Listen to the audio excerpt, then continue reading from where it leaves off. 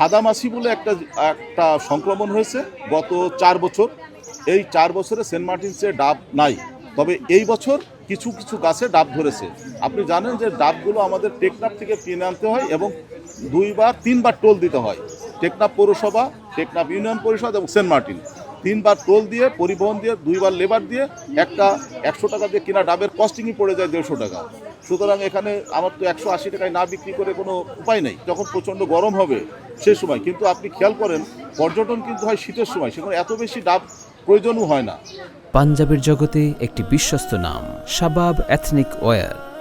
কিছু বাইরের থেকে কিছু মৌসুমি ব্যবসায়ী এই সময় যায়, তারা ওখানে কিছু রিসোর্ট ভাড়া করে বা ওই রেস্টুরেন্ট ভাড়া করে তারা অতিরিক্ত লাভের আশায় সেন্ট মার্টিনসের স্থানীয় মাছ না দিয়ে টেকনাফ থেকে কম দামে মাছ কিনে নিয়ে যায়।